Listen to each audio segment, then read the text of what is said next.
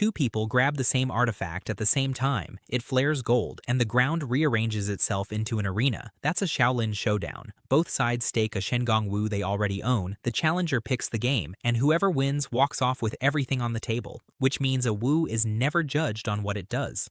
It's judged on what it can win you when someone else sets the terms, and by that standard, a lot of the things Grandmaster Dashi built 1500 years ago are close to worthless. This is the bottom of the ladder. 20 Shen Gong Wu, counted up from the weakest, with the genuinely broken ones, the ones that end a fight before it starts, deliberately held back. One of the most recognizable Wu in the entire series is in here, nowhere near the top. Dojo takes one look at number 20 and rates it as party entertainment, not a fight. He is not wrong. The ants in the pants opens into a golden dome. A swarm crawls over whoever is closest, and the target spends several seconds clawing at themselves instead of attacking. Nothing breaks, nothing burns, nobody is restrained, and the moment it stops, the opponent is exactly as capable as before. What keeps it on the list is the finale. In the 8-way showdown that closes the series, a swarm loose in a crowded arena turns out to be worth something. Not because the Wu got stronger, but because chaos happened to be the win condition that day. That's the gap between useful and decisive, and 19 sits on the same wrong side of it. Below the woozy shooter, and a cloud of purple haze rolls over the target. Their balance goes first, then their judgment, and within seconds they are wandering the arena grinning at nothing and swinging at people who are not there. It is very funny to watch, and it decides nothing. The haze wears off, the Wu supplies no follow-up, and whoever fired it still has to land the actual win in the window it bought them. Both of those interfere with an opponent's body. 18 goes after the mind instead, and it turns out to be worth less. Point the mind reader conch at someone and their thoughts come through. The plan, the next move, the trap they have already set. Then you are standing there holding a seashell with all of that information and no way to act on it. Knowing the punch is coming does not stop the punch. 17 goes further in the wrong direction. Activate the Manchurian Muska and the user shrinks and transforms into a fly, wings, and compound eyes included. Small enough to slip under a door or ride into a room on somebody's shoulder without being noticed. It is the only transformation in the series that makes its user easier to swat. Everything that made the wielder dangerous is gone. Mass, reach, striking force. The ability to hold anything else. It also leaves behind a craving for sugar, which is an awkward thing to be managing halfway through an infiltration. So the pattern holds across both. One hands you knowledge you cannot use. The other access you cannot fight from. The Muska borrows a body. 16 borrows an army. Point the tongue of Saiping and the user can speak to animals and give them orders they actually follow. Birds, insects, whatever happens to be in range. On its own, it does nothing. Its ceiling is set entirely by what is standing nearby, which is a real problem in an empty temple courtyard and a considerable advantage in a jungle. Its best moment in the series comes from pairing it with another Wu to put a whole troop of monkeys into the field at once. Impressive result.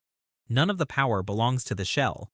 Which brings us to 15, and to the artifact that opened the entire series.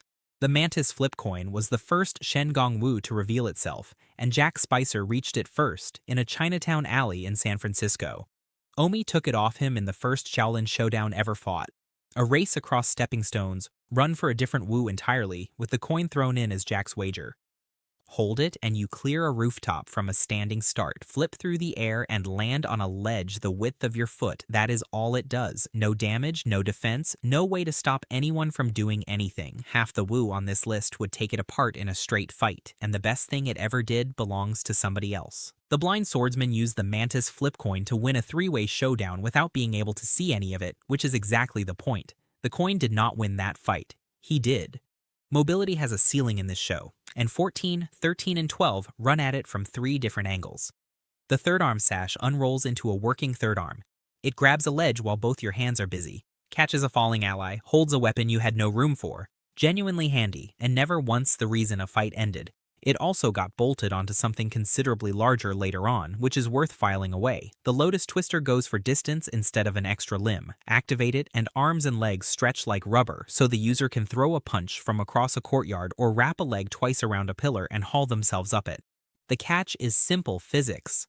A longer arm still lands with the same force behind it, and a limb stretched thin across a courtyard is easier to grab, cut, or tie off than a normal one. Fancy Feet beats both of them on raw effect, which is why it takes 12. The winged sandals grant real superhuman speed. The wearer blurs across open ground faster than anyone in the scene can track, closing a gap before an opponent has finished deciding what to do about it. That is a better ability than an extra arm or a rubber leg by any reasonable measure.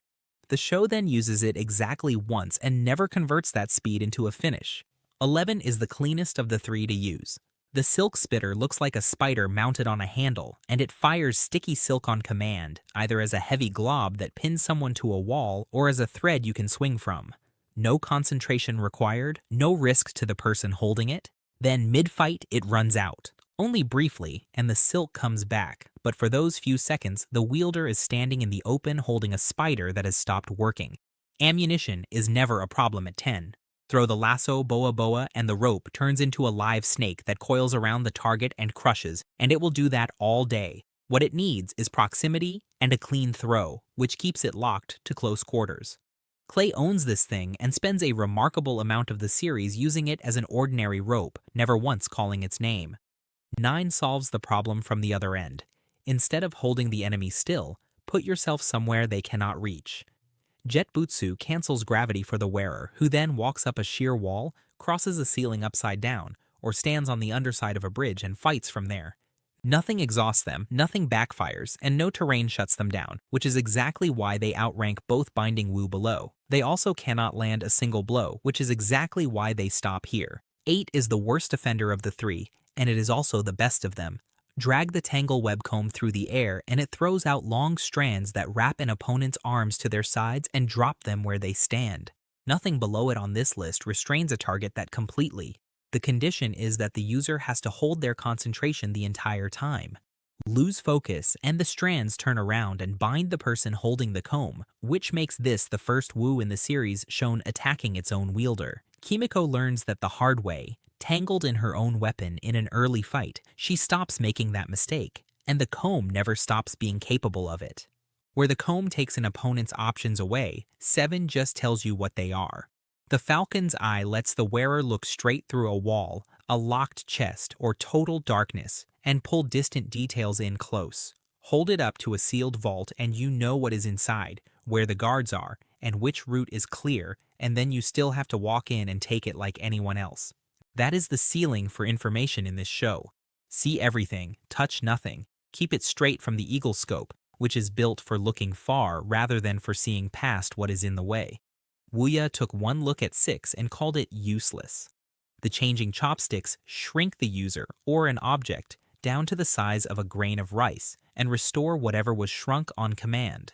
Jack then used them to shrink an entire vault of Shen Gong Wu and carry the lot out in his pocket. Everything so far attacks a person. 5 attacks the collection. Pull on the glove of Jisaku and it turns the wearer into a magnet, extending outward until it drags loose metal across a room. And it works alarmingly well on Shen Gong Wu specifically. Jack has stripped artifacts straight out of somebody's grip with it from across open ground. No fight, no showdown, just an opponent watching their advantage slide away from them. The obvious flaw is that it pulls indiscriminately, so anything metal in the area comes too, and there is a Wu further up that flips the effect and shoves everything away instead. That armor Omi was wearing on the stepping stones is number 4.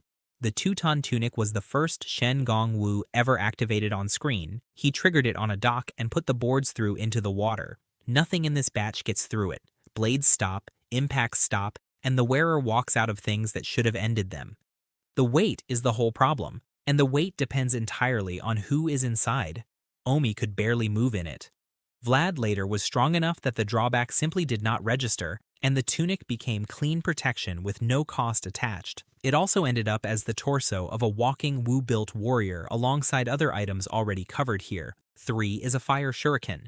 Thrown, the star Hanabi lights the dark and throws flame across a room, and it lets whoever holds it skate over burning ground that would stop anyone else dead. Feed Kimiko's element into it, and the star comes back around like a burning boomerang. It surfaced in Texas on Clay's family land, where it had been sitting quietly as an heirloom until it woke up and both sides came for it. 2 hits harder. The fist of Tebagong drives into the ground and splits it open toward whoever is standing there, and the same metal will hold in front of a lightning bolt and stop it dead. Armor keeps you standing. This ends the exchange. It also changed hands more often than almost anything else in the series, passing back and forth between the temple and the Heilin side again and again, which tells you exactly how badly both sides wanted a Wu that can attack and defend in the same motion. Which leaves number 1.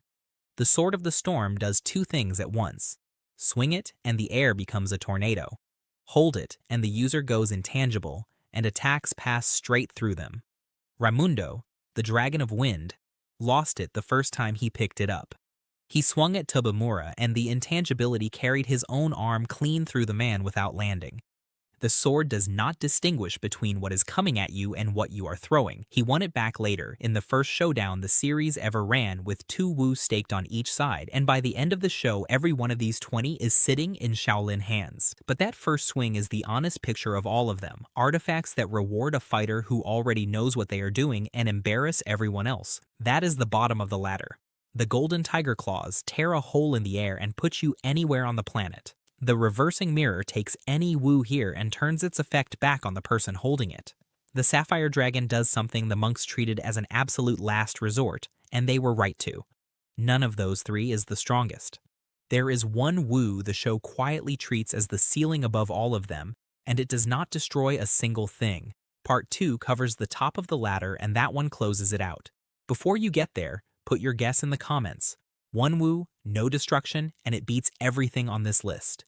Subscribe and you will find out whether you were right.